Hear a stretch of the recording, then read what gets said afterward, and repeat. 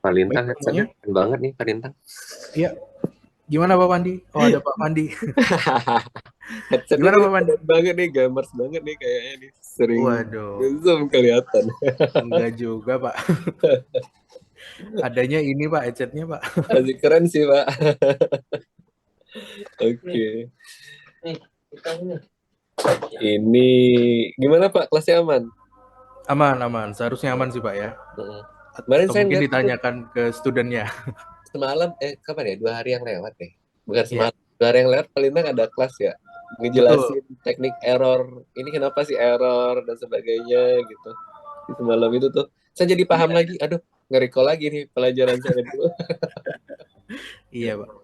By the way, Pak Lintang dulu pernah dapat certified untuk OOP nggak? Kalau saya dulu dapat OOP tapi by Oracle, Java dulu, kalau Pak Lintang. Oh iya. Kalau saya sih belum ada certified Ngambil. untuk Mm-mm. OOP, belum ada ya. Mm. Tapi OOP sekarang orang udah mulai meninggalkan Java ya Pak ya? Atau gimana sih sekarang itu? Kalau sekarang sih Java masih rame sebetulnya Mm. Pak, terutama Mm. untuk enterprise ya. Mm, Pak mm, Pandi. mm, mm. Enterprise, banking itu masih banyak yang pakai Java. Java. Iya Mm. betul. Masih rame sih Pak. Tapi Java kekurangannya visualisasinya ya, atau ada plugin yang bisa dipakai?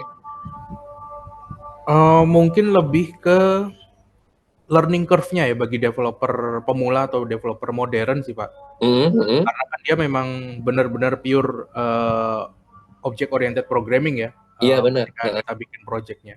By the way, di kelas kita kan pakainya C++ Pak Iya kebetulan. iya iya iya benar. Ya nggak jauh beda sih sebenarnya. Iya betul, nggak jauh beda. Nah mungkin awalnya saya pikir akan pakai Java juga, Heeh. ternyata Pak Hedi bikinnya pakai C++ dengan alasan semester lalu ada dasar pemrograman dengan C++ ya, make Iya iya. sense.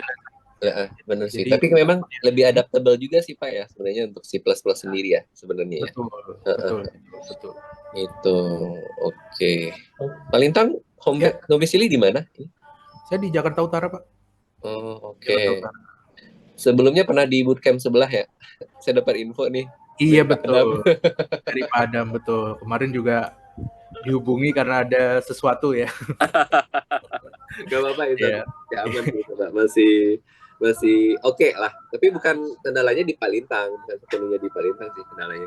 Tapi memang iya, ya iya. biasa lah kalau Feel dalam free aja Pak pelajaran. kalau ada masukan, ada feedback boleh dari student juga It's okay. silahkan, silahkan. Iya iya. Ini buat Mumpung upgrading adik-adik kita ini semua iya, juga sih betul. Palintang ya. Mumpung saya Industrinya biar masih nggak di kaget gitu. awal karir ya betul. Betul, betul. Tapi sebelumnya Palintang belum pernah jadi dosen sebelumnya. Sebelumnya sih belum, cuman mungkin ikut di program praktisi mengajar itu Pak. Empat semester saya ikut di sana. Ah, I see. Berarti Palintang udah terdaftar di home base-nya NIDN-nya praktisi mengajar dong berarti ya kalau gitu ya. Kalau NIDN belum ada Pak, belum ada. Enggak, Karena gini. hah? Kalau seandainya dosen praktisi yang udah terdaftar bernomor, ada something nomor serialnya di praktisi mengajar, Hmm? itu kita agak susah ngeklaim tuh untuk bisa jadi dosen. Atau Palintang udah pernah belum untuk hal itu? Sepertinya belum ada sih Pak. Kalau Belum. praktis itu cuman kita join, terus nanti kalau ada kampus yang terdaftar di Kemendikbud, dia nawarin kita, Hmm? terus kita collab, Hmm? kemudian kolaborasinya tuh disetujui Kemendikbud, ya udah programnya jalan tuh didanai sama Kemendikbud. Tapi Nggak Bapak nggak ada, dapat nomor tertentu kan? nggak ada Pak. NIDN, NIDK pun nggak ada Pak. Nggak ada. Tidak. Oke. Oke. Rencana mau berhome base di mana nih, Palintang? Waduh, kalau saya sih rencananya nanti pensiun sih Pak, pengen ngajar sih Pak. Kalau sekarang sih belum ada kepikiran sih Pak, belum ada. S2-nya di mana, Palintang? Sorry. Saya S1 Fisika UGM, Hah? S2-nya Teknologi Informasi UI, Pak. Oh, oke. Tapi kalau seandainya menurut saya sih mending ini kan Palintang udah jadi dosen home base ya. Sorry, Iya, dosen home base udah jadi dosen nih pengajar. iya. Alangkah baiknya NID-nya didaftarin, jadi waktu pensiun Palintang tinggal menata jabatannya aja lagi gitu. Pelan-pelan Oh, bisa jadi guru besar. Kalau seandainya nanti kalau seandainya udah di umur tertentu nih Palintang baru mau iya. masuk, nah itu nanti agak-agak ini nih, Agak susah ya. agak susah juga gitu. Hmm, iya, Nah, iya. nanti coba deh saya lihat dulu progres Palintang selama 1 semester. Nanti kita coba tawarkan apakah Palintang ada opportunity untuk bisa jadi dosen home base kita ataupun Boleh. ada beberapa kondisi lain gitu Palintang. Boleh, boleh, Pak. Aman-aman. Cuman kalau saya kan S1, S2-nya nggak linear tuh, Pak. it's okay sebenarnya. Itu juga Kalau oke ya? seandainya S2-nya kan kepraktisiannya juga lebih banyak di ini, di IT kan. Iya, betul. Heeh, heeh. Iya. Itu nanti kita bisa jadi penilaian juga. Nanti bisa jadi kalau mau linear lagi, nanti Perintah kalau mau nih, aduh, kayaknya saya mau berkarir di akademisi dan saya mau sampai guru besar. Nanti S3-nya yang diambil itu sesuai dengan S2-nya Palintang. Oh, jadi linearnya Jadi nggak harus S2 merujuk ke S3 ya? S1-nya. Oke, oke, oke. Karena nanti untuk jadi guru besar itu dia mengambil 2 tahun terakhir. Jadi linearitasnya di sana. Oh, Jadi nggak masalah kesannya Palintang S1-nya fisika, S2-nya IT, S3-nya nanti ngambil IT lagi gitu. oh iya. Dan benefitnya banyak Palintang kalau seandainya NIDN, Palintang bisa ngurus beasiswa dan sebagainya. Wah, boleh tuh, Pak. Iya itu. Nanti tapi kita coba lihat dulu evaluasi 1 semester ini ya Boleh. Pak. Silakan, silakan. Siap, Siap, oke. siap, siap. Boleh Palintang lanjut ngajarnya. Terima kasih. Baik, Guys, jangan lupa terima kasih nanti Pak Fandi. isi feedbacknya ya. Itu kita proses semua, jangan didiemin. Memang kalau yang sekarang feedbacknya akan lebih banyak, aduh, kok banyak banget ya stepsnya. Ini kami lagi menyederhanakan apakah minggu depan udah bisa dipakai atau nanti after lebaran ya untuk phone feedbacknya. Karena itu semua diproses tuh sampai ke Palintang itu pun sampai tuh phone feedback, jangan salah gitu ya. Pembelajaran Ya, Palintang itu diinformasikan oleh kaprodi kalian masing-masing gitu ya. Kalau begitu Fasil silakan lanjut dan juga Palintang selamat mengajar ya, selamat belajar baik. semua. Terima kasih. Terima kasih Pak Fandi sudah join kelas siang hari ini. Baik, teman-teman, kita mulai semuanya ya. Selamat siang. Assalamualaikum warahmatullahi wabarakatuh. Siang, Pak. Iya, siang. Baik, masih semangat ya. Hari Minggu, hari Sabtu, sorry, udah pengen Minggu aja ya. Hari Sabtu siang seperti biasa, pertemuan mata kuliah Object Oriented Programming. Kita kali ini adalah sesi ketiga. Kita akan lanjutkan apa yang sudah kita pelajari minggu lalu. Minggu lalu kita bahas tentang basic ya, Object Oriented Programming dengan implementasinya di C++ terutama. Nah, kita kemarin sudah mempelajari pilar-pilar Object Oriented Programming itu apa aja. Ada abstraction ya, ada encapsulation, inheritance, dan juga polymorphism. Itu basic ya, sampai sekarang pun masih 4 pilar itu yang menyokong Object Oriented Programming. Nah, kemarin juga kita sudah bahas bagaimana teknis implementasi Object Oriented Programming di C++. Mulai dari kita buat kelas seperti apa, kemudian kita membuat objek ya, atau instantiate objek dari sebuah kelas, itu gimana teknisnya di C++. Kita juga belajar basic tentang access specifier, walaupun cuman public dan private aja ya. Nah, hari ini kita akan coba perjelas semuanya, lebih lengkap, dan kita akan coba kuliti pilar-pilar object oriented programming. Yang dimaksud abstraction itu kayak gimana sih? Yang dimaksud dengan encapsulation itu yang seperti apa dan implementasinya bagaimana? Termasuk pilar OOP lainnya yang minggu depan akan kita bahas. Nah, tapi sebelumnya, sama seperti kelas lain yang saya handle, hari ini saya akan mulai terlebih dahulu dengan kuis sederhana ya. Kuis sederhana, teman-teman bisa kerjakan nanti ya. Ini sederhana, cuma 10 pertanyaan, pilihan ganda. Sudah saya sediakan di Adlink dan sepertinya akan publish 1 menit lagi sepertinya ya. Nanti teman-teman cek di jam 12 lewat 10 menit. Saya sediakan waktu sampai jam 12 lewat 30 menit untuk mengerjakan soal-soal yang ada di Adlink. Ini kuis pertama di Object Oriented Programming. Teman-teman bisa recall kembali. Fokusnya adalah refreshment ya teman-teman. Fokusnya refreshment apa yang sudah teman-teman pelajari di sesi 1 dan sesi 2. Terutama tentang konsep object oriented programming. Nah, teman-teman bisa cek di Adlink sudah publish atau belum itu soalnya. Kalau sudah bisa langsung dikerjakan sampai maksimal 12.30 ya waktu Indonesia Barat. Nah, silahkan sampai terakhir 12.30 waktu Indonesia Barat. Di share screen ini saya share soalnya cuma ada 10, seharusnya sih 5 menit selesai ya, tapi saya kasih sama seperti kelas yang lainnya sekitar berapa berarti 20 menitan ya, atau 20 menit atau 15 menit, nanti teman-teman langsung submit di Adlink, dikerjakan tugasnya, kuisnya di sana ya. Silahkan, ada pertanyaan dulu barangkali? Atau ada yang belum muncul soalnya? Seharusnya sih sudah muncul ya. Aman ya teman-teman ya? Nah, silahkan dikerjakan. Dan seperti biasa, presensi QR code-nya akan saya tampilkan di awal sebelum kelas tadi, dan nanti di akhir juga akan saya tampilkan kembali. Jika ada yang bermasalah, ada yang memiliki problem dengan presensinya, nggak bisa absen misalnya, teman-teman bisa kontak di email ya, seperti biasa, lintang@cakrawala.ac.id, dan sertakan buktinya bahwa teman-teman sudah ikut kelas, tapi mungkin ada problem untuk presensinya ya. Kemudian termasuk kalau teman-teman mau izin, sakit, atau ada tugas, boleh teman-teman sertakan buktinya via email juga. Nanti saya proses manual. Begitu barangkali ya. Silahkan dikerjakan. Nanti kita lanjutkan materinya jam 12.30 waktu Indonesia Barat.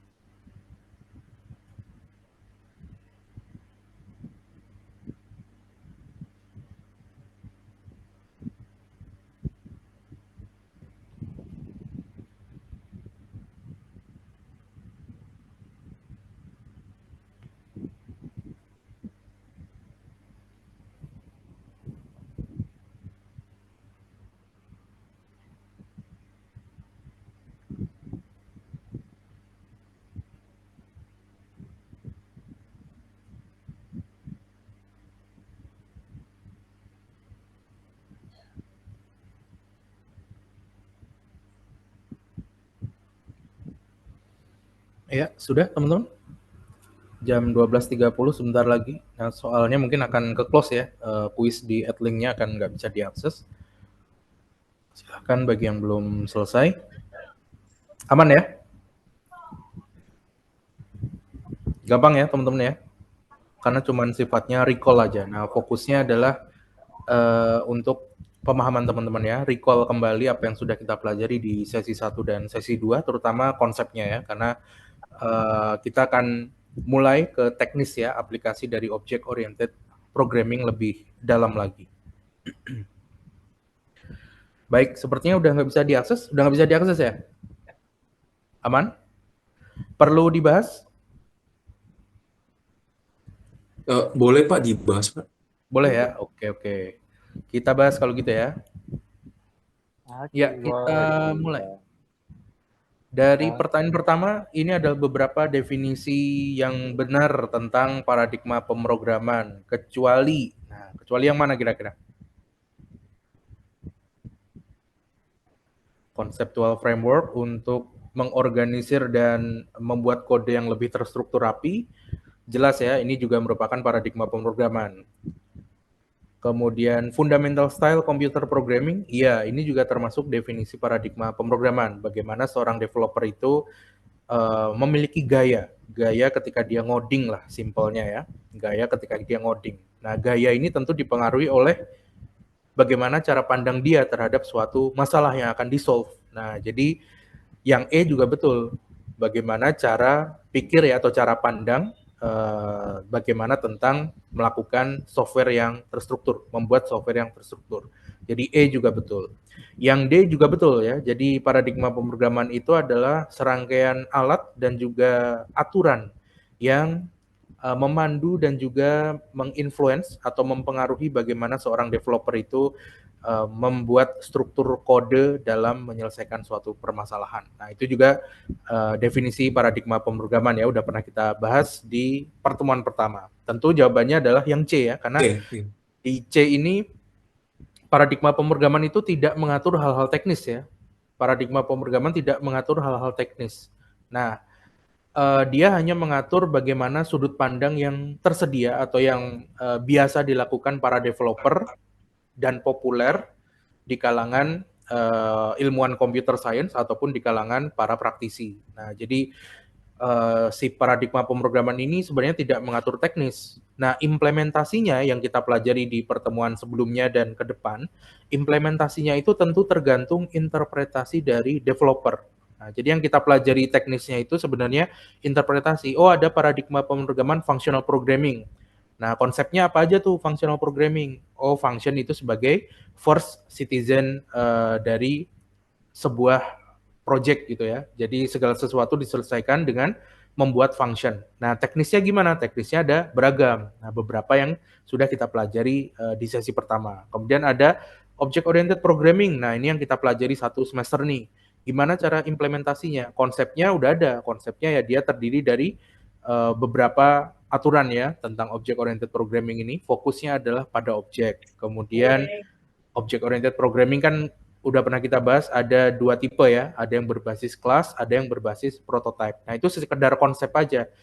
Paradigma pemrograman tidak mengatur teknis, tapi konsepnya. Nah, teknis implementasinya siapa yang ngatur ya? Para praktisi ya, para engineer atau para ilmuwan research di bidang computer science. Nah, sehingga jawabannya yang C yang salah ya. Jadi bagaimana mengekspresikan logika komputasi dan mengatur control flow itu bukan bagian dari paradigma pemrograman. Nah, begitu. Next, paradigma pemrograman yang dibangun dengan menerapkan ataupun membentuk function sebagai first class citizen disebut functional. Ya kan ya, functional programming. Nah, coba teman-teman recall lagi apa itu prosedural, apa itu fungsional, bedanya prosedural dan fungsional itu apa. Nah, pernah kita bahas ya dulu ya. Kemudian ada imperative programming, object oriented programming, declarative programming, dan mungkin paradigma-paradigma lainnya yang juga teman-teman perlu ketahui. Visual programming, di mana dia ngoding pakai block code gitu ya, drag and drop sifatnya. Kemudian ada apa lagi? Ada banyak paradigma yang pernah kita bahas ya di sesi pertama. Tapi yang kita bahas secara detail hanya 5 ini. Nah, kemudian bedanya imperatif dan deklaratif. Apa bedanya? Imperatif dan deklaratif. Pilihan pertama, imperatif fokus pada bagaimana solve. Yang mana perbedaannya? Anyone? Seharusnya kalau yang betulnya yang B sih Pak. Imperatif itu fokus ke apanya dan yang deklaratif itu fokus ke step by step-nya, ke bagaimananya sih. Iya, betul. Betul. Betul ya, sepertinya betul ya. Imperatif fokus pada apa yang mau di-solve, deklaratif itu fokus pada bagaimana. Nah, yang lain itu imperatif fokus on how to solve, deklaratif fokus on what to solve, itu kebalik ya, kebalik. Kemudian imperatif fokus pada kelas, deklaratif fokus prototype, ini juga salah. C salah karena tidak ada kaitannya. Paradigma pemrograman sekali lagi tidak ada kaitannya dengan hal teknis. Kelas dan prototype itu adalah hal yang teknis. Nah, itu tidak benar berarti ya. Kemudian imperative abstraction, declarative encapsulation ini juga nggak ada hubungannya ya, nggak ada hubungannya. Ngarang bebas itu pilihannya ya. Nah, next pilar OP kecuali initiation, ya kan? Polymorphism iya, abstraction kita bahas hari ini, encapsulation juga kita bahas hari ini, inheritance pekan depan. Nah, 4 pilar itu. Dengan mengetahui 4 pilar itu dan mengetahui implementasinya, teman-teman akan jadi seorang developer yang paham ya bagaimana paradigma object oriented programming serta implementasinya di berbagai bahasa pemrograman. Nah, yang kita bahas di kelas ini pakai C++. Tapi implementasinya bisa banyak ya, seperti yang udah mungkin saya praktekkan di pertemuan sebelumnya. Pernah pakai Python, pernah pakai JavaScript, dan mungkin bahasa yang lain juga bisa diterapkan. Walaupun tentu ada bedanya ya, bedanya paling hal-hal yang simple seperti sintaks yang bisa teman-teman cari di dokumentasi atau tanya-tanya di forum, bisa teman-teman terapkan di sana dengan paradigma yang sama. Nah, next, statement di bawah ini benar kecuali. Yang pertama, objek itu adalah instance dari kelas. Objek adalah instance ya, instansi, departemen atau bagian atau template ya, hasil template, hasil cetakan dari kelas. Tentu ini benar. A betul. B, kelas adalah instance dari objek. Nah, ini salah ya, kebalik. Nah, kelas itu bukan instance objek, tapi kelas bisa membentuk objek. Kelas bisa menginstantiate objek. Nah, jadi pembentukan objek dari kelas itu juga disebut sebagai instantiate. Jadi B ini yang salah. Nah, udah, selebihnya C, D, E ini yang benar ya. Kelas itu template dari objek, betul. Template untuk objek. Kemudian sebuah kelas mengandung atribut atau elemen data, itu betul. Methods itu elemen function, betul ya, behavior. Kemudian yang terakhir E, atribut itu data member, betul ya. Method adalah function member. Nah, betul. Next. Nah, ini bahasa visual standar yang biasa digunakan untuk memberikan spesifikasi, memvisualisasikan, atau merancang dokumentasi dari sebuah artefak sistem perangkat lunak, itu kita sebut sebagai UML. Singkatan dari UML adalah yang mana? UML. Yang mana? Modeling language, Pak. Ya, yang C ya. Unified Modeling Language. Nice. Nah, sementara yang lain itu singkatan yang salah ya. Nah, Unified Modeling Language ini teman-teman perlu tahu karena ini bukan hanya bermanfaat untuk developer ya. Developer tentu dengan mengetahui UML akan sangat membantu ketika teman-teman mengerjakan suatu flow aplikasi. Kemudian bisa lihat hubungan antar data, hubungan antar kelas ya, relasi antar objek, itu juga bisa dilihat dari UML. UML ini nanti akan kita pelajari di pertemuan terpisah ya, terutama kelas dan objek diagram.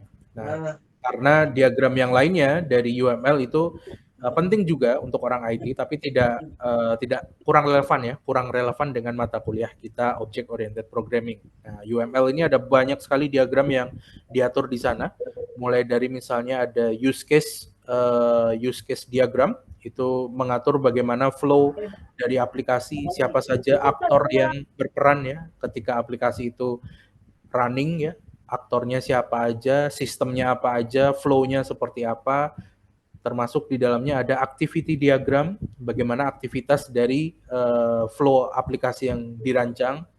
Kemudian ada juga timeline diagram. Nah, ini cocok untuk teman-teman project manager nantinya kalau memang ingin jadi project manager di IT ya.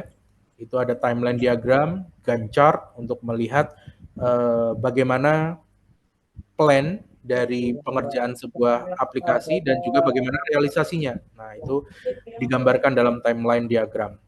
Nah, kita nanti akan fokus di objek dan kelas diagram. Bagaimana kita menggambarkan kelas dan hubungan antar kelas serta bagaimana hubungan antar objek. Nanti kita bahas di situ ya. Nah, untuk teknisnya mungkin nanti saya sediakan bisa kita pakai tools yang gampang ya. Tinggal drag and drop gitu untuk menggambar UML. Mungkin Draw.io atau Excalidraw. Kemudian untuk yang teknisnya supaya terlihat lebih developer gitu ya, kita pakai scripting tools juga. Misalnya Plan UML atau yang berbasis JavaScript ada Mermaid. Nah, nanti kita coba ya, kita coba. Nah, pertanyaan ketujuh, UML diagram yang menampilkan specific instances atau hasil ya, hasil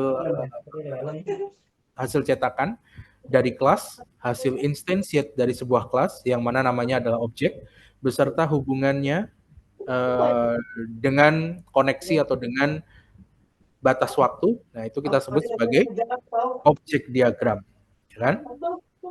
Karena di situ disebutkan tuh in specific instance of class. Jadi instance dari kelas. Instance dari kelas itu ya namanya adalah objek. Objek itu adalah hasil instantiate dari kelas. Objek dibentuk dari kelas, ya kan? Nah, untuk menggambarkannya di UML itu ada namanya objek diagram. Nah, yang lain itu bukan ya, tadi udah kita jelaskan beberapa. Kemudian UML diagram yang mendeskripsikan struktur dari sebuah sistem dengan menampilkan kelas-kelas yang ada di dalam sistem tersebut beserta atribut dan juga metode yang ada di dalamnya serta hubungan antar kelas. Nah, itu disebut sebagai kelas diagram. Clear ya? Kalau tadi objek diagram, ini kelas diagram. Ya, karena di mata kuliah Object Oriented Programming kita hanya akan membahas kelas diagram dan objek diagram. Itu doang. Nomor 9, special method yang akan dipanggil secara otomatis ketika objek itu di-instantiate atau dibentuk dari sebuah kelas, itu disebut Constructor. constructor. Nice. Sementara yang lainnya itu nggak relevan ya dengan object oriented programming. Conductor apa itu nggak ada. Controller itu ada di pattern ya, design pattern. Ada model view controller. Nah, itu tidak dibahas di object oriented programming. Nah, constructor. Kemarin udah kita bahas ya, dengan constructor kita bisa membuat objek dari sebuah kelas yang dinamis. Dia punya properti yang sama, tapi value-nya berbeda-beda. Conjunction juga nggak ada hubungannya, connector juga tidak ada di object oriented programming. Terakhir, atribut dari sebuah objek itu bisa di-assign value atau bisa ditetapkan nilainya ya, bisa diberi nilai hanya jika access specifier-nya private. Betul atau salah? Salah. Salah, betul. Kalau private tidak bisa di-assign value ya, betul. Kalau private diakses saja nggak bisa dari luar kelas ya, diakses dari luar aja nggak bisa, apalagi kita assign value, nggak bisa. Nah, yang bisa hanya yang public. Walaupun, nah nanti di hari ini kita bahas tuh, sebenarnya atribut dari objek yang sifatnya private bisa loh kita modifikasi, bisa. Tapi ada tekniknya. Nah, nanti kita bahas best practice bagaimana penulisan atribut dan metode dari sebuah kelas yang banyak dipakai atau diimplementasikan oleh para developer. Nah, barangkali seperti itu. Kuis sederhana pagi ini ya, siang ini, sorry.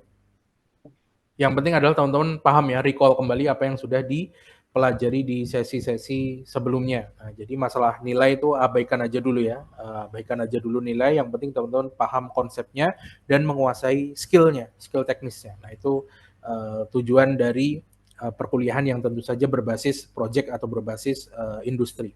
Nah, kali ini kita lanjut teman-teman. Untuk pertemuan ketiga, kita akan bahas tentang abstraction dan encapsulation, di mana di sini nanti kita akan selain membahas konsep dari dua pilar object-oriented programming ini, kita juga akan coba melihat teknis implementasinya. Nah, dari pertemuan ini, nanti kita akan mendapatkan beberapa best practice yang bisa teman-teman lakukan ketika membuat sebuah object oriented programming based software ya, software berbasis OOP.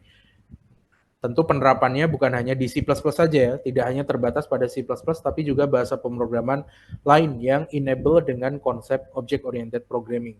Misalnya Java misalnya, kemudian Python juga enable ya dengan object oriented programming bagi teman-teman yang ada di bidang data science dari prodi data science, saya rasa relevan dengan Python, dengan OOP.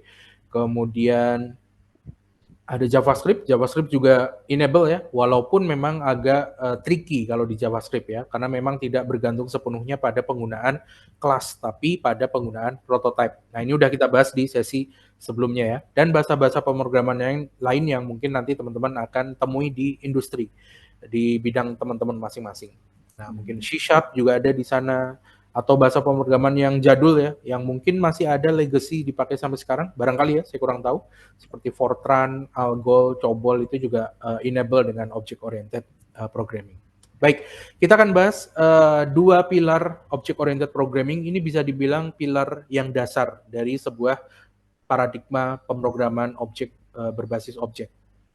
Abstraction, kalau kita bicara tentang principle, abstraction principle, itu adalah sebuah prinsip di mana tujuan utamanya dari prinsip abstraksi itu adalah untuk mengurangi redundansi, mengurangi duplikasi, supaya kode atau informasi atau data yang teman-teman tuliskan dalam sebuah program itu lebih efisien, yang pertama, yang kedua efektif, dan tanpa meninggalkan fungsionalitasnya. Nah, jadi misalnya abstraksi ini membahas gimana supaya teman-teman itu ketika ngoding itu tidak melakukan perulangan yang tidak perlu, atau konsep dry kita kenal di computer science ya, dry, don't repeat yourself. Jadi ketika kita ngoding itu jangan diulang-ulang, cukup deklarasikan sekali aja, implementasinya bisa berkali-kali. Nah, ini mungkin teman-teman sudah pahami ketika bermain dengan function, ya kan?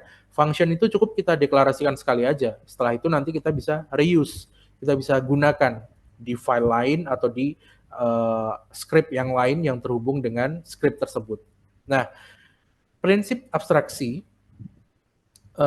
ini fokusnya adalah bagaimana teman-teman bisa meningkatkan reusability, meningkatkan penggunaan ulang dari sebuah elemen dalam kode, elemen dalam program yang dia memiliki fungsi atau fitur atau tujuan tertentu. Sehingga implementasinya tuh cukup sekali aja, cukup ketik di satu tempat. Nah, setelah itu kode yang sudah teman-teman deklarasikan tadi bisa dipergunakan berulang-ulang di berbagai tempat dalam project teman-teman. Nah, intinya sih seperti itu ya, tujuan dari prinsip abstraksi. Nah, prinsip abstraksi sendiri di computer science itu tentu sudah ada sejak lama ya, sudah ada sejak lama, bahkan sudah banyak penulis computer science, peneliti computer science menulis tentang prinsip abstraksi dalam computer science. Dan abstraksi ini secara garis besar bukan hanya di computer science saja ya. Nah, abstraksi di computer science terutama itu mungkin secara tertulis sudah kita temui sejak tahun 80-an. Di tahun 80-an sejak pengenalan bahasa pemrograman Algol. Kalau teman-teman baca sejarahnya ya, literatur itu dia memperkenalkan bahasa pemrograman Algol, dan di prinsip di dalam introduction mengenai Algol itulah prinsip abstraksi ini mulai diperkenalkan. Nah, di mana abstraksi itu adalah mendefinisikan secara semantik ya, secara semantik hal-hal yang memiliki fungsi tertentu, yang memiliki arti ya, meaningful synthetic categories, di mana dia itu bisa kita tuliskan sekali, tapi kemudian kita pakai berkali-kali dalam kode. Nah, itu sudah mungkin sejak tahun 80-an, 82 barangkali ya, ketika Algol, terutama versi S Algol, itu mulai rame dipergunakan.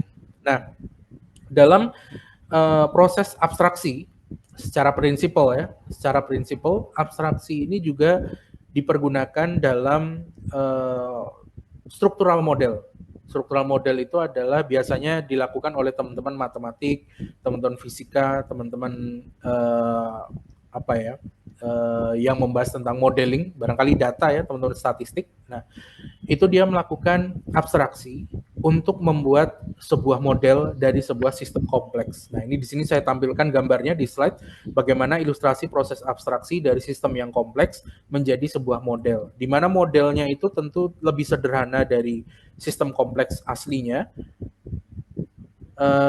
dengan menghilangkan beberapa elemen-elemen yang dianggap tidak memiliki kontribusi besar.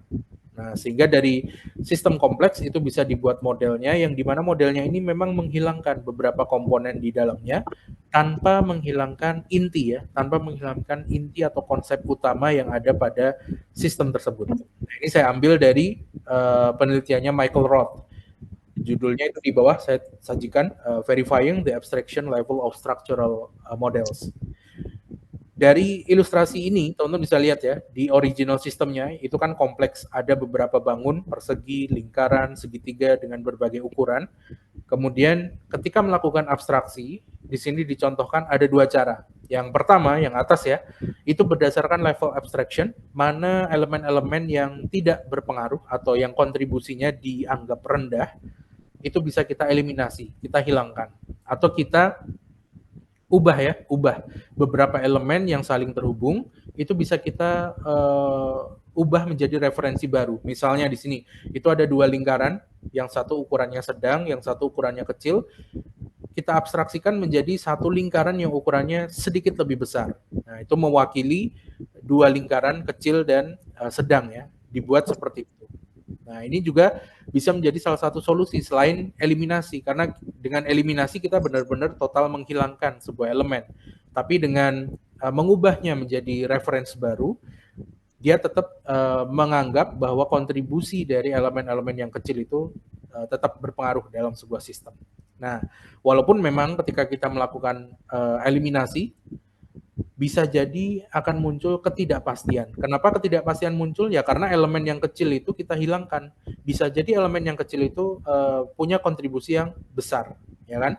Kalau kita hilangkan ya bisa jadi ketidakpastian. Model yang kita bangun tidak merefleksikan sistem utama yang kompleks. Nah, yang kedua yang di bawah, teman-teman bisa lihat di situ ada segitiga. Kemudian di scaling ya, segitiganya itu di scaling. Ukuran tertentu akan dieliminasi. Kalau ukurannya melebihi dari batas yang kita tentukan, dia akan dimasukkan dalam model yang dibangun. Nah, ini adalah contoh ya, selain eliminasi, scaling juga bisa menjadi salah satu cara untuk membuat abstraksi dari sebuah sistem kompleks. Nah, sehingga jadilah struktural model yang kalau teman-teman lihat, itu dia di contoh gambar ini, dia mengeliminasi gambar-gambar ya, bangun datar yang ukurannya kecil. Nah, sehingga disisakan yang ukurannya besar aja. Nah, ini cuman ilustrasinya seperti itu. Nah, abstraksi ini teman-teman sebenarnya bisa lakukan dalam object-oriented programming. Itu adalah ketika teman-teman membuat objek dari real objek di lapangan menjadi objek atau kelas di dalam kode kita, dalam pemrograman.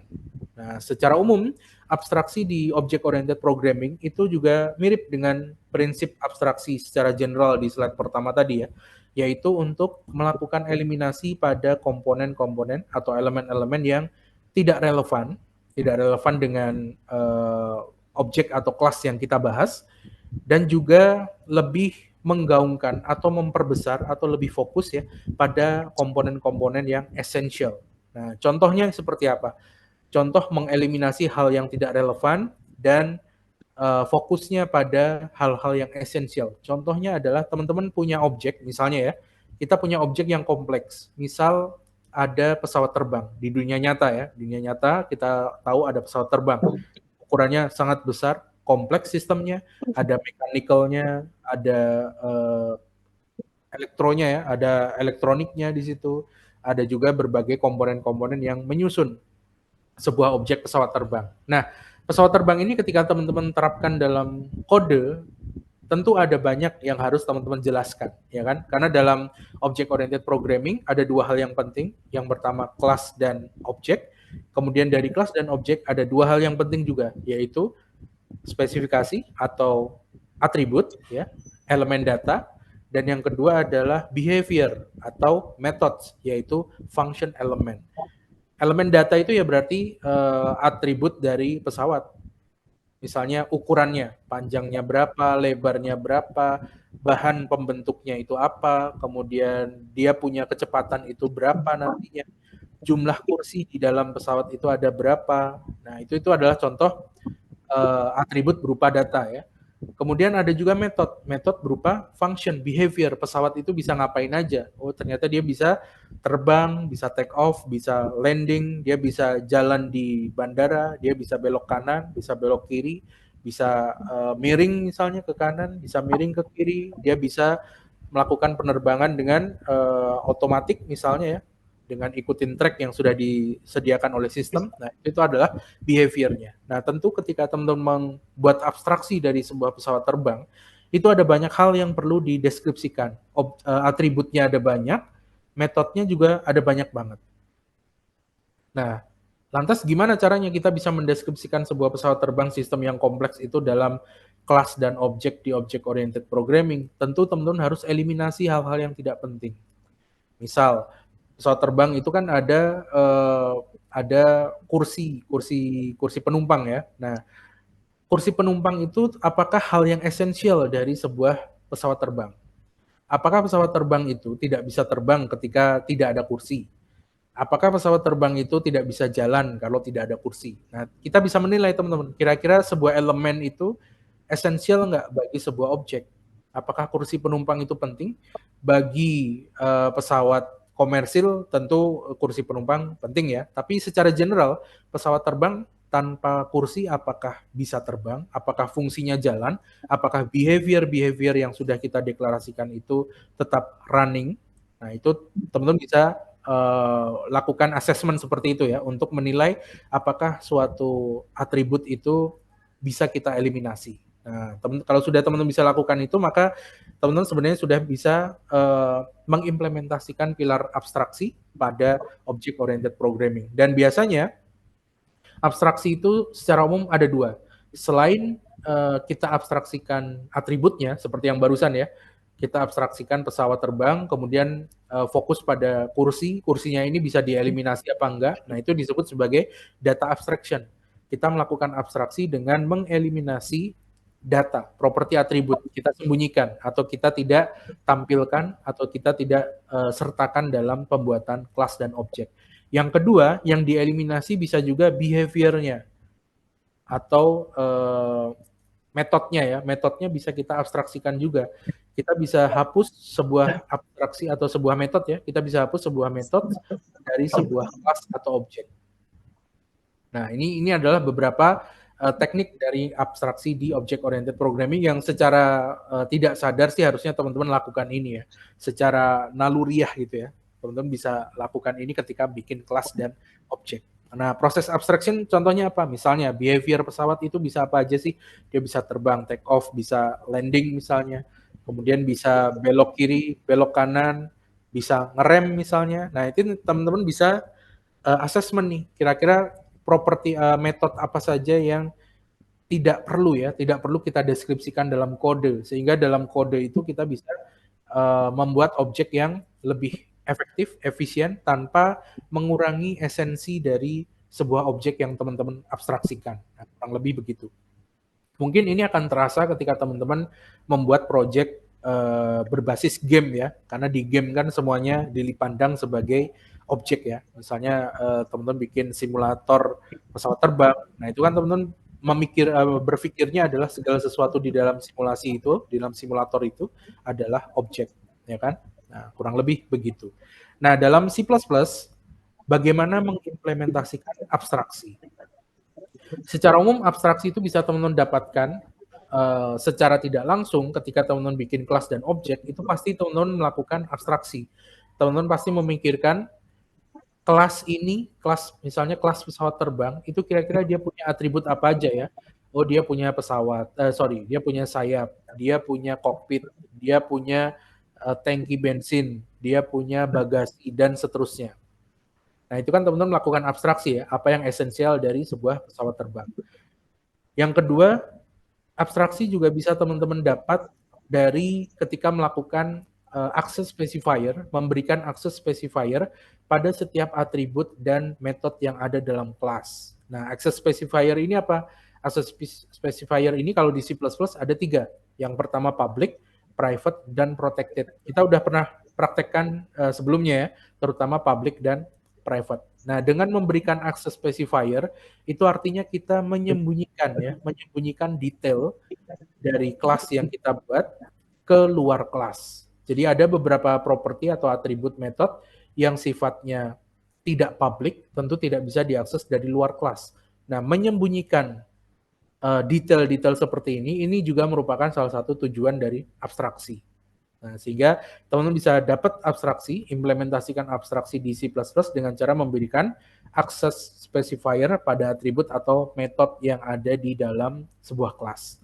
Dan yang ketiga, implementasi abstraksi di C++ itu juga bisa teman-teman temukan ketika teman-teman membuat abstrak kelas atau interface ya. Nah, interface ini kebetulan tidak ada di C++, tapi ada di bahasa pemrograman lain seperti Java ada, di Golang juga ada tuh konsep tentang interface, di TypeScript. Nah, juga ada yang teman-teman pelajari di semester ini ya, di web client TypeScript itu juga ada interface. Dan di JavaScript, di C++ karena tidak ada interface, kita bisa manfaatkan abstract class.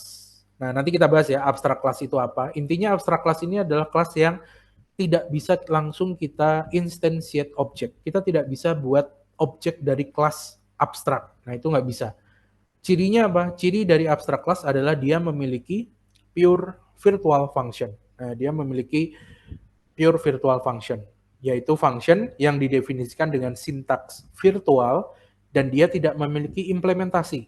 Dia tidak punya body function ya, dia tidak punya body function atau dia tidak punya implementasi dari function, hanya dia mereturn equals 0. Jadi dia cuman sama dengan 0. Nah, nanti kita coba praktekkan ya. Nah, langsung aja kita praktekkan ya. Saya buka dulu VS Code-nya. Seperti biasa nanti source code teman-teman bisa akses di GitLab ya. Nah, kita langsung ke access specifier aja. Access specifier.cpp. Oke. Saya copy dulu dari file yang lama. Nah, abstraksi itu yang pertama ketika teman-teman membuat sebuah kelas, nah itu otomatis teman-teman sudah melakukan abstraksi sebenarnya secara tidak langsung ya. Nah, yang kedua, berarti kita langsung yang kedua ya, yaitu melalui implementasi access specifier. Nah, misal nih, saya hapus dulu beberapa code-nya ya. Nah, misal kita coba buat sebuah kelas sederhana ya, kita buat kelas sederhana di mana di dalam kelas itu ada atribut dan metode yang memiliki access specifier secara lengkap. Nah, lengkap di C++ itu artinya dia adalah public, kemudian private, dan protected. Nah, misal kita buat kelasnya dulu, kelas apa misalnya? Misalnya kita buat kelas katakanlah student gitu ya. Nah, student, kelas student. Saya buat kelas student, di mana kelas student ini dia punya beberapa atribut data, mulai dari yang public. Nah, yang public, misalnya data di yang public itu misalnya name. Nah, dia punya data name. Name-nya itu boleh diketahui oleh semua orang misalnya. Nggak masalah ya. Misalnya string name. Katakanlah saya bikin static class ya. Static class, name-nya adalah misalnya Ali. Nah, dia public.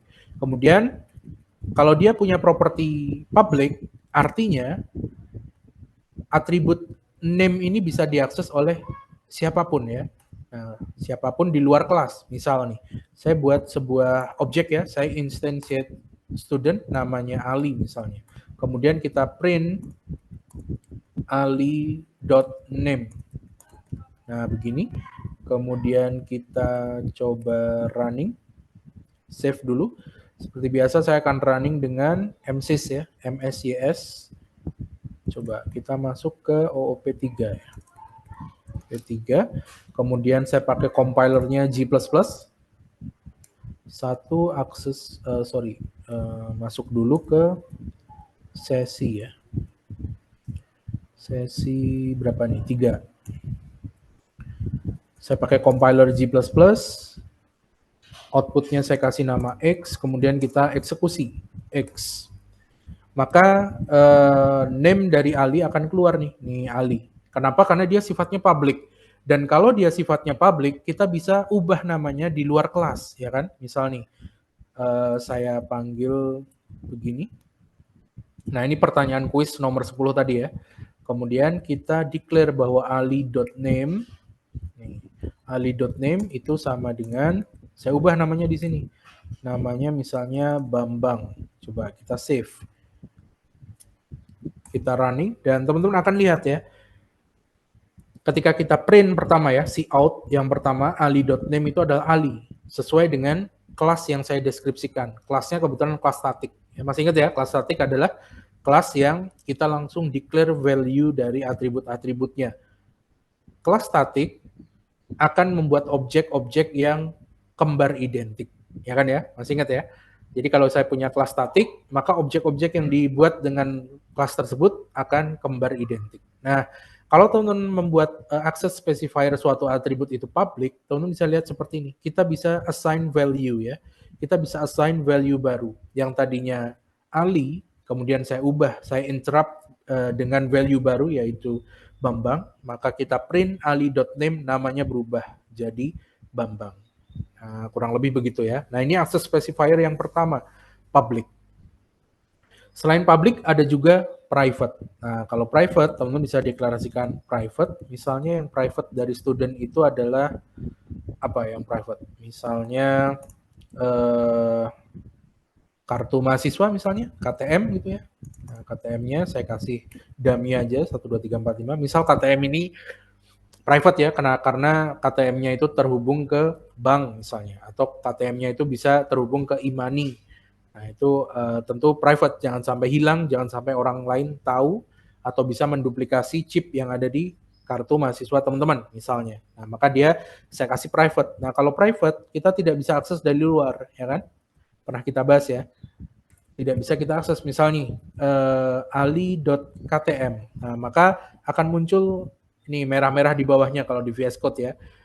Itu artinya ada something wrong. Nah, something wrong-nya apa? Kita tinggal hover aja nih. Hover mouse-nya ke bagian yang bergaris merah. Nah, ternyata di sini tertulis nih, KTM-nya itu inaccessible, nggak bisa diakses. Coba kalau ini saya tetap save, walaupun ada error message, kemudian saya tetap save dan saya akan coba running, tentu akan muncul error message-nya lagi. Nah, ya kan?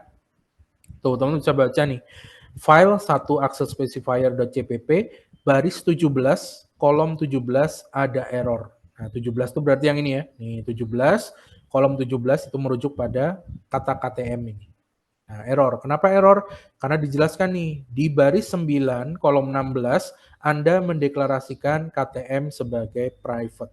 Nah, kalau pakai compiler jelas ya, biasanya dia ngasih error message-nya. Walaupun nggak semua ya, nggak selalu. Ada beberapa yang error mungkin tidak ditampilkan errornya karena secara syntactically itu benar. Teman-teman nulisnya benar, tapi mungkin penempatannya salah, atau tidak ada typo tapi penempatannya salah, atau mungkin ada perbedaan versi antara yang teman-teman running dengan yang teman-teman kerjakan. Nah, itu juga bisa. Nah, kayak gitu. Oke ya. Nah, itu private. Nah, by default, untuk mendeklarasikan private, itu teman-teman bisa gunakan keyword private, atau bisa juga langsung ya. Langsung tanpa mendeklarasikan dia itu public atau private. Nah, seperti ini. String, misalnya, apa tuh, debit card ya. Nah, atau bank card misalnya ya. 1, 2, 3, 4, 5. Nah, maka bank card ini dia tidak berada di dalam scope public ataupun private. Nah, dia default dia adalah private. Nah, nanti kita buktikan ya. Kalau public kita kasih public seperti ini. Nah, dia public. Kalau ini private, kita pakai private. Nah, berarti dia private. Nah, begitu. Coba kalau kita running. Oh, sorry. Kita panggil si bank card ya. Bank card. Nah, teman-teman bisa lihat nih. Ada merah-merahnya, kita hover dan keluar tuh. Inaccessible. Nggak bisa diakses. Nah, coba walaupun nggak bisa diakses, kita coba eksekusi. Nah, sama ya. Karena dia private. Nah, jadi untuk mendeklarasikan access specifier suatu atribut itu adalah private, teman-teman bisa tuliskan pakai keyword private seperti ini, atau simply teman-teman ketik aja langsung atributnya tanpa mendeklarasikan dia itu public atau private. Nah, nanti defaultnya dia adalah private. Begitu. Oke ya. Nah, nanti di encapsulation kita bahas nih, apakah private itu memang benar-benar hanya bisa diakses di coba kalau saya declare nih public ya. Saya declare public, saya buat string sama dengan secret. Nah, di mana secret itu merujuk pada bank card. Bank card. Nah, begini. Kira-kira keluar nggak kalau saya panggil nih, Ali secret. Kira-kira keluar nggak teman-teman? Perlu di garis bawah ya, bank card ini private, ya kan? Dia private. Kemudian saya buat atribut secret, dia public, bisa diakses. Value-nya adalah bank card, di mana bank card ini adalah private. Kira-kira keluar nggak kalau saya panggil ali.secret? Kira-kira aja. Keluar nggak teman-teman? Anyone? Kayaknya keluar sih Pak seharusnya. Kayaknya keluar ya. Kenapa? Bilang keluar kenapa? Karena nggak ada error di situ ya. Iya, nggak menunjukkan error sama itu kan dari stringnya kan ditaruh di public ya Pak ya ininya, walaupun Iya. bank card-nya secret. Iya, kita coba ya, kita coba. Apakah keluar secretnya? Nice, teman-teman bisa lihat nih, keluar ya. Nah, jadi itu salah satu trik ya. Trik untuk mengambil private data adalah dengan cara kita buat atribut lain atau metode lain. Biasanya sih metode ya, biasanya metode. Nanti kita bahas di encapsulation best practice-nya. Yang merujuk value-nya pada variabel atribut private itu. Itu bisa dilakukan. Nah, kenapa ini bisa dilakukan? Karena si bank card yang sifatnya private itu hanya bisa diakses di dalam kelas. Nah, si secret mengakses bank card itu di dalam kelas, sehingga ketika dia bikin objek, kita bisa akses si private data tersebut. Nah, dengan entitas yang lain ya, berupa secret, bukan langsung akses ke bank card-nya. Nah, ini bisa dilakukan. Nah, itu ya, jadi public bisa diakses siapa aja dari luar kelas, bisa diubah nilainya di luar kelas. Kemudian kalau private itu tidak bisa diakses dari luar, apalagi di assign value ya diubah nggak bisa, tapi ada triknya, nanti kita bahas. Tapi dia hanya bisa diakses di dalam kelas. Nah, jadi private nggak bisa diakses dari luar, tapi hanya bisa diakses dari dalam. Nah, itu private. Yang ketiga, satu lagi, yaitu adalah protected. Nah, protected.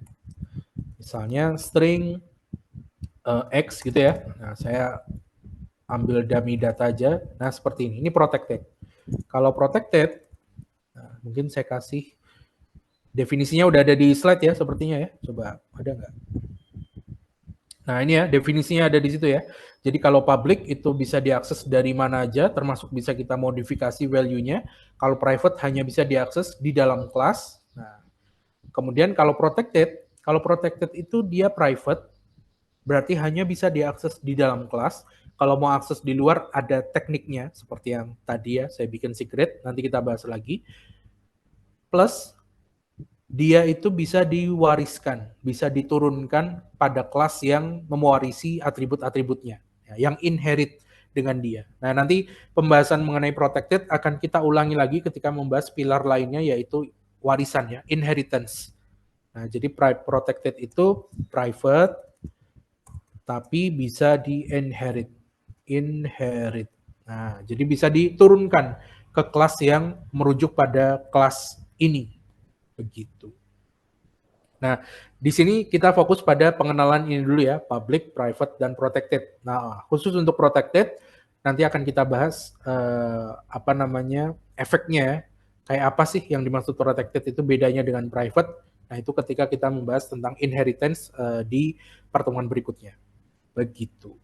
Oke ya, nggak ada masalah ya. Nah, ini yang kedua. Jadi untuk implementasi dari abstraksi di C++ bisa teman-teman dapatkan dari access specifier. Yang pertama ketika teman-teman bikin ini kan teman-teman melakukan abstraksi ya. Oh, student itu punya atribut apa aja ya.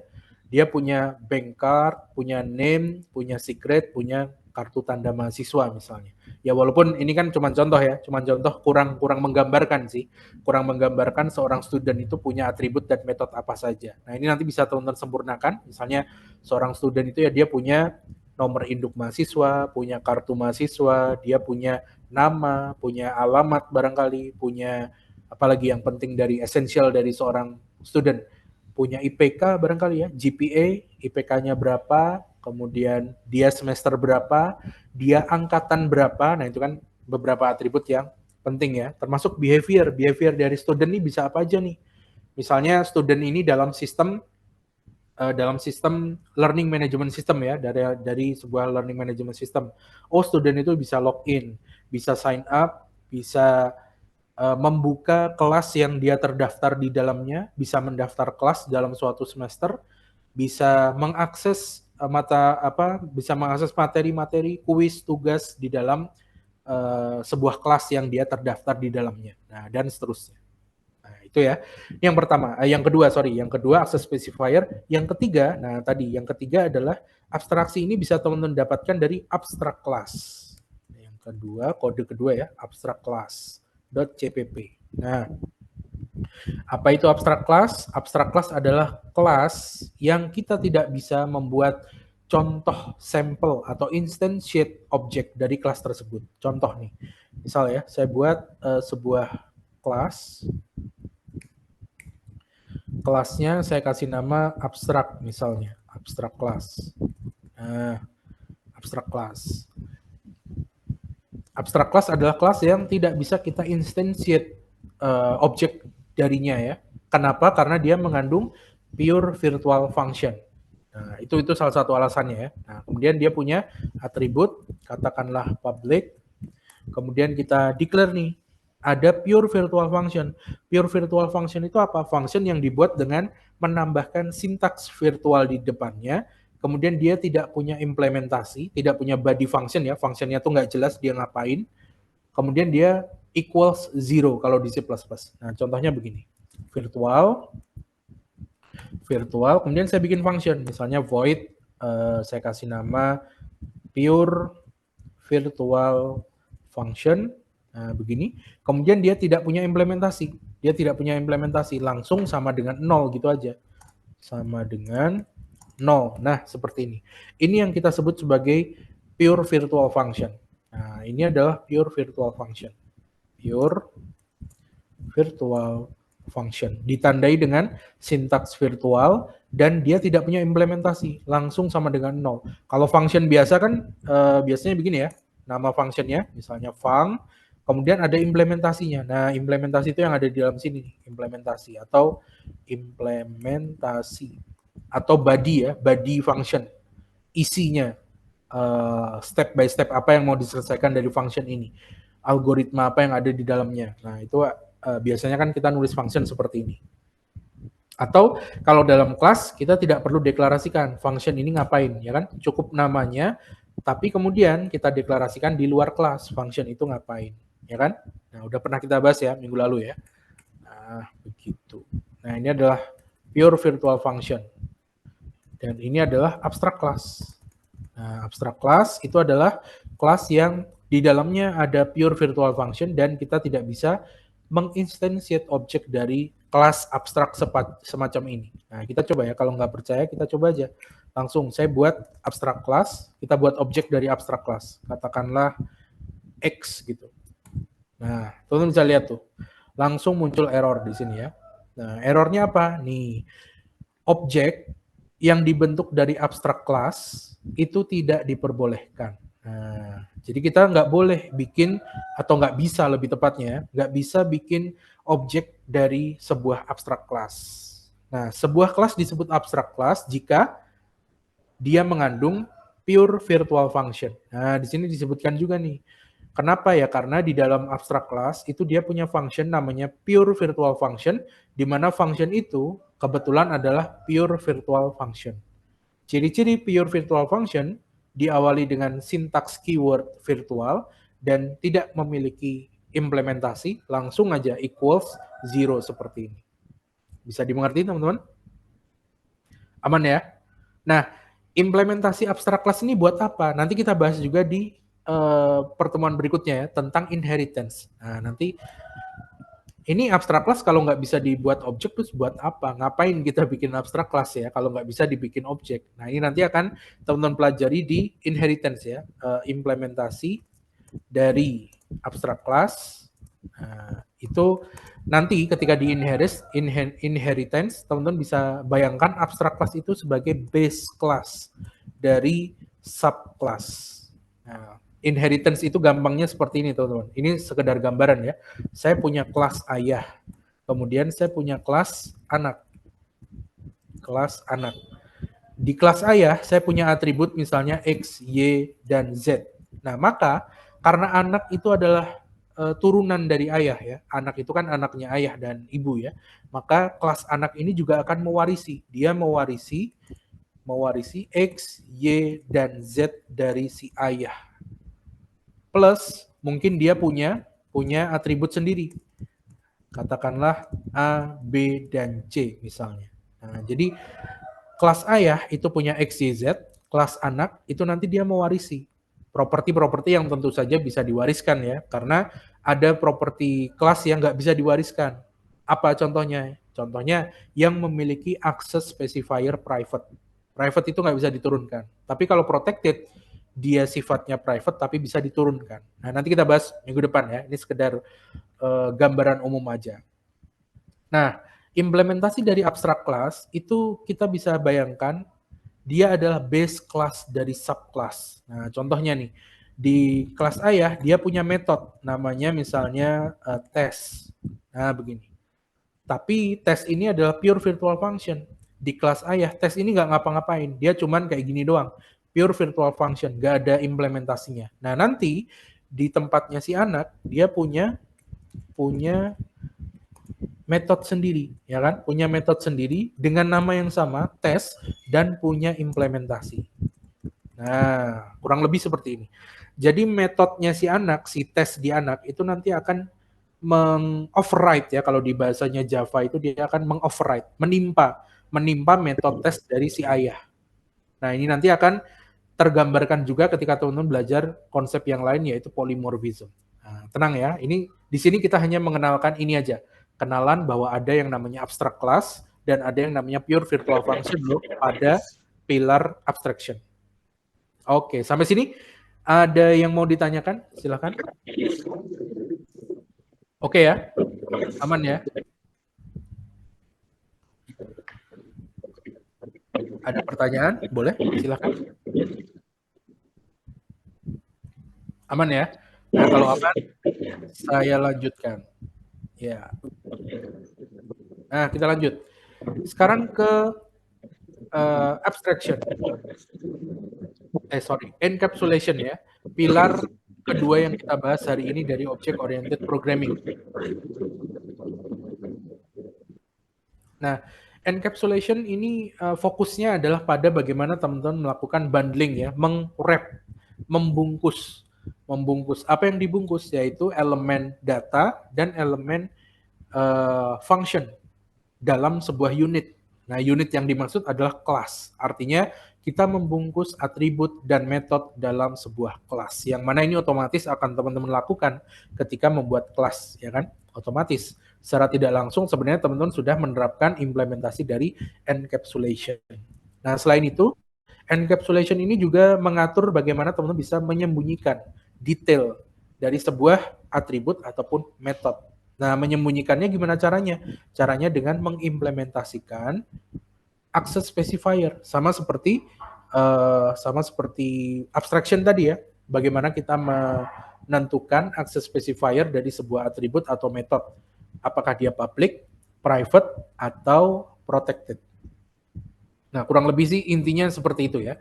Nah, di sini ada contoh ilustrasinya ya, yang dimaksud encapsulation itu ya kita bikin kapsul, di dalamnya ada variabel-variabel atau atribut, dan di dalamnya ada function-function atau metode. Nah, kurang lebih begini. Kita bisa atur tuh mana elemen-elemen di dalam kapsul itu yang bisa diakses dari luar dengan menerapkan access specifier-nya. Nah, begitu. Nah, implementasinya bagaimana kalau di C++? Nah, implementasinya encapsulation ini bisa teman-teman dapatkan ketika yang pertama membuat kelas. Otomatis ketika teman-teman bikin kelas, berarti teman-teman sudah melakukan encapsulation, implementasi dari encapsulation. Kemudian yang kedua, ketika teman-teman memberikan access specifier pada atribut atau metode, nah berarti teman-teman juga sudah menerapkan prinsip encapsulation. Karena teman-teman sudah memberikan access specifier pada atribut dan metode. Mana yang bisa sebagai public, bisa diakses dari luar kelas, mana yang private, tidak bisa diakses dari luar, tapi bisa diakses dari dalam, dan mana yang protected. Dia sifatnya private, tapi bisa diturunkan. Ya kan? Nah, dan yang ketiga, encapsulation ini bisa juga teman-teman implementasikan untuk membuat nested class. Ya. Nested class itu ada kelas di dalam kelas. Jadi kelas itu selain membungkus atribut dan metode, dia juga bisa membungkus kelas yang lain. Nah, ini menarik ya. Ini terutama bisa teman-teman terapkan ketika teman-teman melakukan abstraksi terhadap sebuah sistem yang kompleks. Di dalam kelas ada kelas. Contoh, saya punya kelas pesawat terbang. Di dalam kelas pesawat terbang itu kan ada banyak hal-hal kompleks ya. Misalnya kokpit. Kokpit itu kompleks banget tuh. Jadi di dalam kelas pesawat terbang ada kokpit, di mana kokpit ini juga merupakan kelas. Nah, kan menarik ya. Nah, kita coba langsung deh. Berarti kita bahas yang kalau yang kelas ini udah biasa, access specifier udah kita bahas tadi ya. Nah, sekarang kita bahas outer dan inner class atau nested class. Berarti kita tambahkan satu file 3 nested class.jpp. Nah, contohnya seperti ini.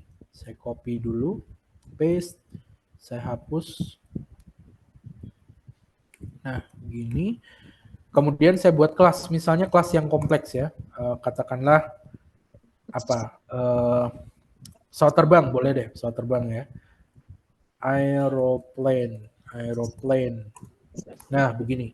Di mana kelas aeroplane ini adalah kelas yang mengandung kelas juga. Misal, dia punya atribut public. Misal saya bikin public ya. Dia punya public, punya string nama misalnya. Nama pesawatnya ya. Nama pesawatnya apa. Misalnya saya deklarasikan langsung ya. Statis berarti. Misalnya Boeing 474. Misalnya saya nggak tahu itu tipe apa ya. Saya cuma asal aja. Kemudian dia punya kokpit. Nah, kokpit. Nah, di mana kokpit ini dia bukan variabel data biasa, tapi dia adalah sebuah kelas. Bisa juga kita deklarasikan kelas di sini. Nah, caranya gimana? Ya kita tinggal deklar aja kelas seperti biasa, kokpit. Nah, di mana kelas kokpit? Kelas kokpit dia punya apa nih? Dia punya misalnya public atau private aja ya. Misalnya integer, code. Dia punya code atau secret gitu aja.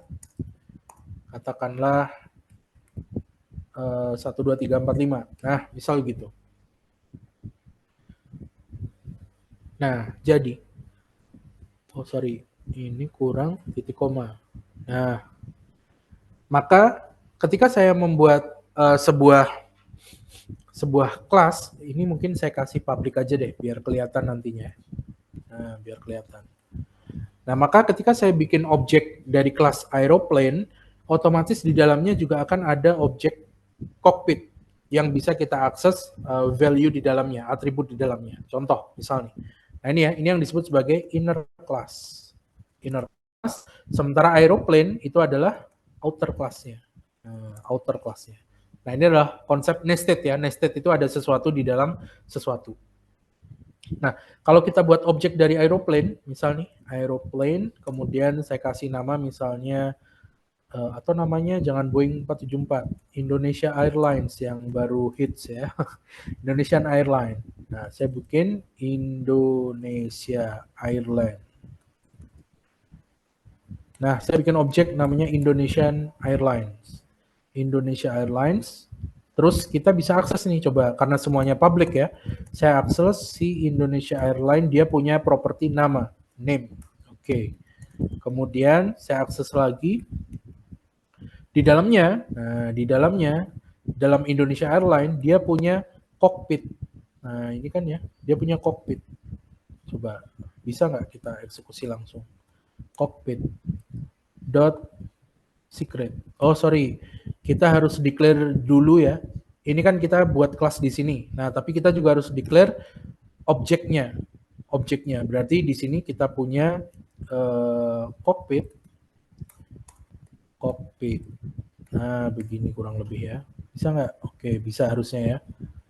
Nah bisa. Nah kalau sudah seperti ini berarti kita bisa akses nih Indonesia. Atau ini saya kasih namanya beda deh, cockpit. Nah begini pakai K. Nah, maka saya bisa akses nih Indonesia Airlines .cockpit. Di dalam cockpit dia punya secret. Kita bisa akses juga karena dia public. Nah, jadi kita bisa akses seperti ini. Indonesia Airlines adalah objek, cockpit juga merupakan objek, ya kan? Objek dari cockpit, dari kelas cockpit. Di mana kelas cockpit itu adalah inner class yang ada di dalam kelas aeroplane. Nah, coba kita jalankan. Kita save udah ya, berarti kemudian kita running file nomor berapa ini? Nomor 3. Nomor 3. Nah, teman-teman bisa lihat di sini. Nih, saya dapat nih secret 12345. Di mana 12345 itu adalah value dari atribut secret di dalam kelas cockpit. Di mana kelas cockpit itu adalah inner class dari outer class aeroplane. Dia didefinisikan di dalam kelas ini. Nah, itu dia maksudnya, teman-teman. Bisa dipahami ya? Nah, konsep encapsulation-nya mana? Ya ini. Kita bisa membungkus di dalam sebuah kelas itu bukan hanya atribut dan metode, tapi juga bisa loh kelas dalam kelas itu bisa. Nah, contoh lain, kita bisa tambahkan juga nih inner class lainnya. Kita deklarasikan kelasnya di luar. Misalnya kelas apa? Ada cockpit, ada apa lagi ya di pesawat terbang, bagasi misalnya ya, storage. Nah, saya bikin kelas storage di mana storage ini dia punya public misalnya. Public, kemudian storage ini punya capacity. Nah, integer capacity misalnya 100. Nah, begini. Kemudian storage ini akan saya jadikan inner class dari aeroplane. Nah, jadi kelas plane itu punya kelas cockpit yang saya definisikan di dalam kelas aeroplane. Kemudian dia juga bisa punya kelas storage yang kita definisikan di luar kelas aeroplane. Nah, caranya gimana ya? Tinggal kita panggil aja storage. Nah, terus saya bikin objek di dalam kelas aeroplane, bagasi. Nah, begini. Jadi saya punya objek bagasi, di mana objek bagasi itu di-instantiate atau dibuat dari kelas storage. Nah, ini juga yang disebut sebagai inner class. Jadi storage adalah inner class dari aeroplane. Nah, sekarang kita coba panggil tuh si bagasinya. Saya mau lihat kapasitas bagasinya berapa nih. Bagasi dot capacity. Nah, begini ya. Tuh, jadi ada class storage, di mana class storage ini menjadi inner class dari aeroplane. Kita coba save, kemudian saya running di sini. Oops, sorry, salah. Harusnya yang nomor 3, nested class. Nah, teman-teman bisa lihat ya. Di situ saya bisa akses nih kapasitas storage-nya berapa? 100. Nah, ini dia konsep nested class. Ini juga mungkin bisa teman-teman pergunakan ketika teman-teman mendefinisikan kelas yang kompleks ya, kelas yang kompleks. Nah, begitu. Ada pertanyaan tentang nested class barangkali? Inner dan outer class? Boleh ditanyakan kalau ada yang mungkin belum paham. Silakan. Aman ya? Aman ya, berarti nggak ada pertanyaan. Oke, nice. Nah, ini juga bisa membuat kode teman-teman lebih clean ya, lebih bersih, lebih terlihat lebih rapi, dan juga setiap pembentukan kelas atau pembentukan objek itu teman-teman bisa membuat struktur yang lebih rapi seperti dengan objek di real world-nya. Bahwa pesawat itu memang kompleks, dibuktikan dengan adanya penggunaan nested class. Jadi di dalam kelas ada kelas. Artinya objek yang dibentuk nanti ini merupakan objek yang kompleks ya, karena di dalam objek ada objek. Nah, begitu. Oke, nah sekarang kita lanjut ke slide-nya. Di sini saya sudah sediakan ada beberapa best practice ketika teman-teman menerapkan pilar encapsulation dalam membangun sebuah project berbasis object oriented programming. Nah, di C++ ataupun di bahasa pemrograman lain, best practice ini bisa teman-teman terapkan.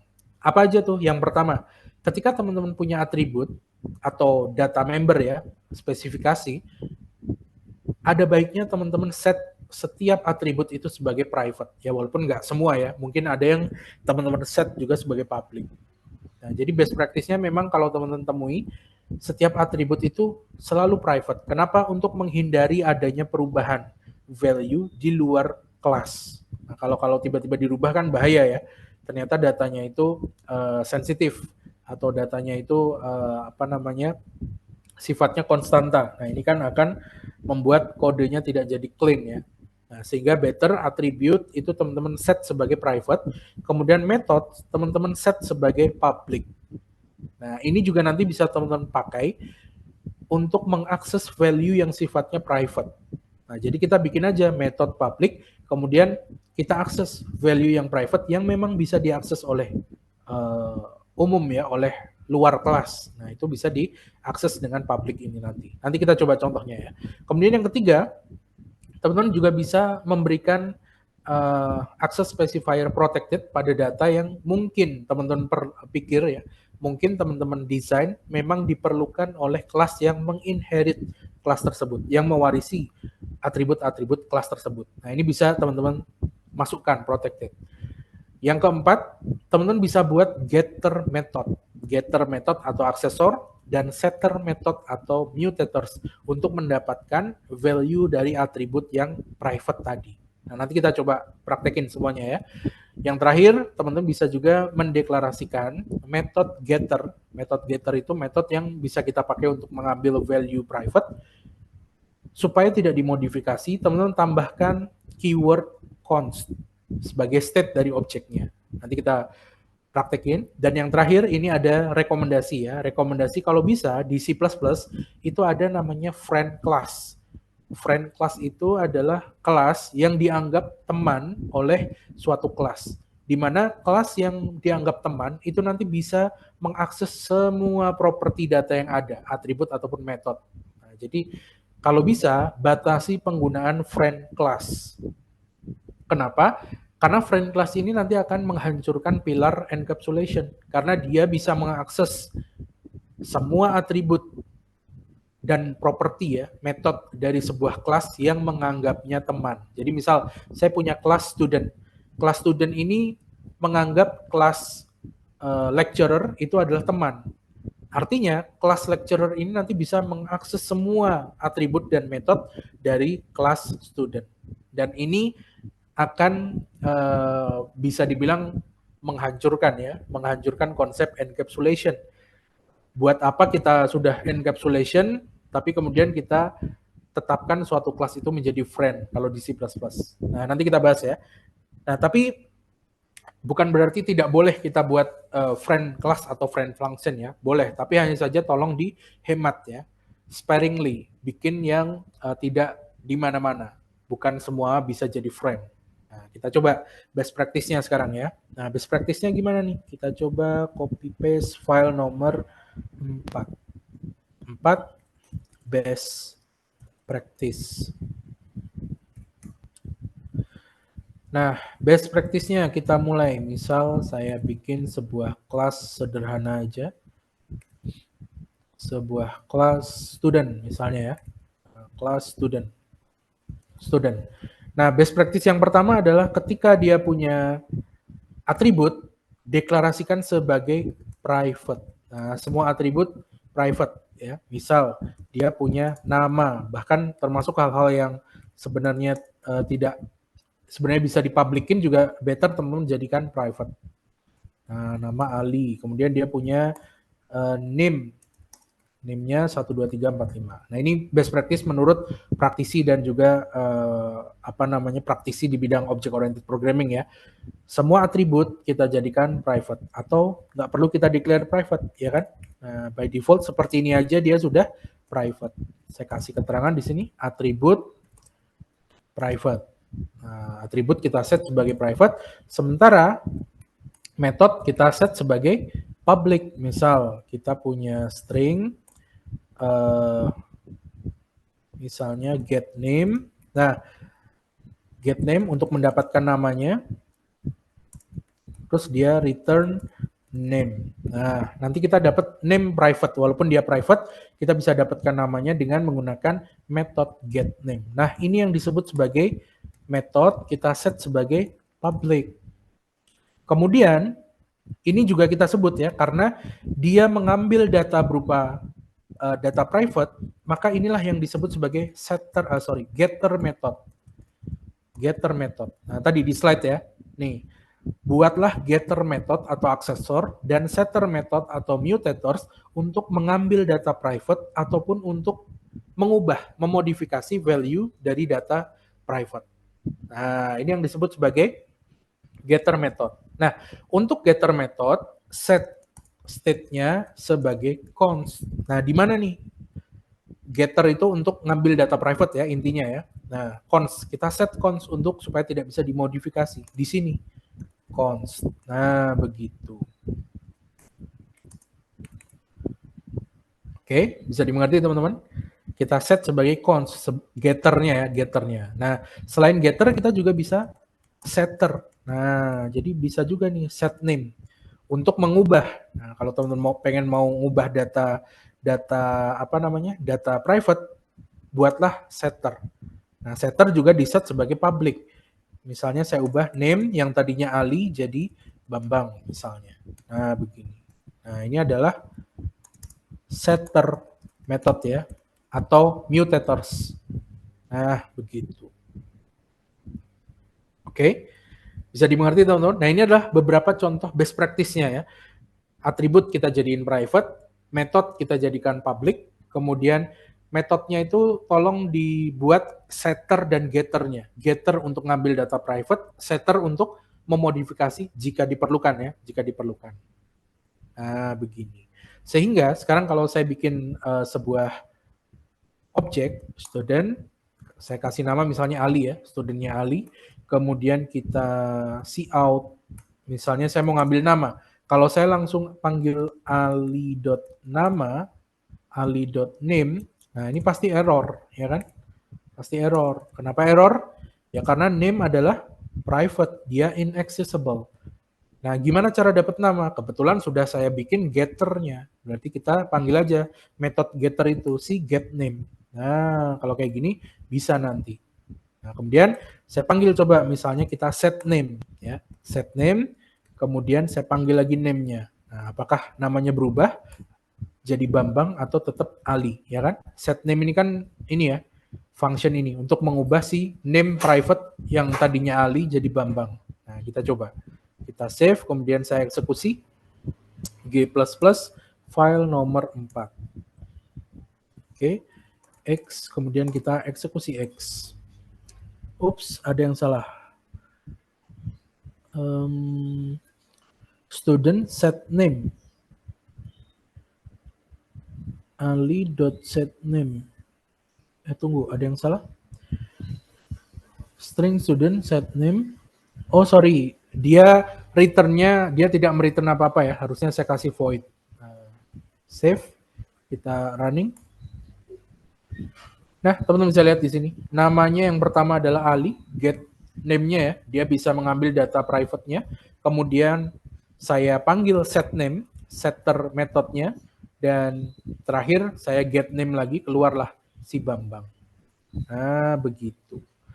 Ini contoh best practice sederhananya ya, menurut slide tadi. Kita ubah atributnya semuanya jadi private, kemudian metodenya jadi public. Dan kalau bisa dikurangi penggunaan friend class. Nah, friend class saya rasa di slide sudah saya jelaskan ya. Nanti teman-teman bisa baca ya maksudnya friend class. Nah, ini contohnya. Friend class itu misalnya saya punya kelas A, di mana di kelas A ini saya deklarasikan friend kelas B. Artinya kelas B itu nanti jadi friend-nya kelas A. Nah, karena kelas B itu friend-nya kelas A, nanti di kelas B teman-teman bisa akses data bahkan private data dari objek A. Nah, ini contohnya seperti ini. Kita bisa akses objek A.secret. Walaupun secretnya itu sifatnya private, ya kan? Ini di atas kan private. Nah, nanti teman-teman bisa coba ya, selain ada friend class, ada juga friend function. Nah, begitu. Sampai sini ada pertanyaan? Boleh, silakan. Tidak ada?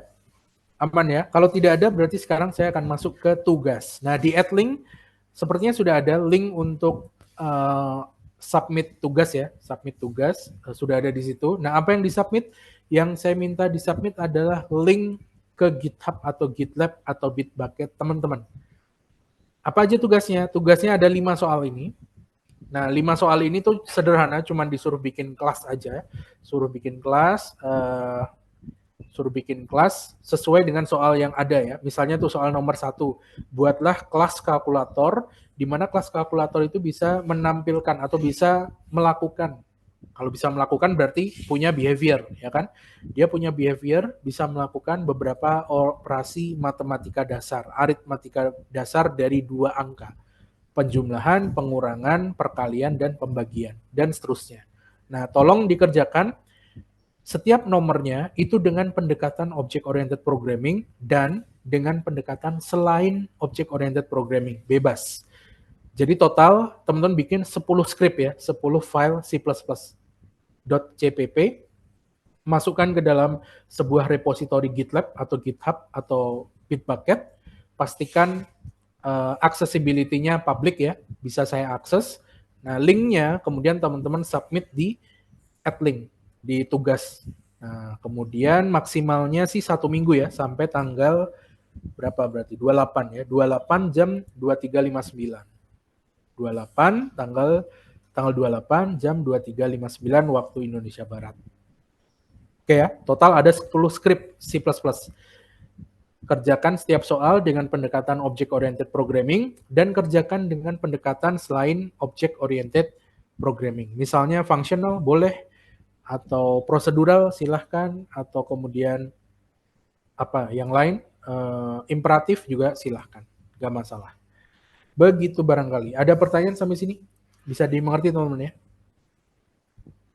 Aman? Oke ya, nah silahkan diinterpretasikan sendiri untuk setiap soalnya ya, kira-kira apa aja yang harus dibuat, apa aja atribut yang harus dibuat, apa aja metode yang harus ada di dalamnya, kemudian gimana cara menyelesaikannya dengan pendekatan selain object-oriented programming. Nah, gitu aja sih. Kemudian di-submit link GitHub atau GitLab-nya ke AdLink ya. GitLab boleh, GitHub boleh, apalagi Bitbucket juga dipersilahkan. Ya.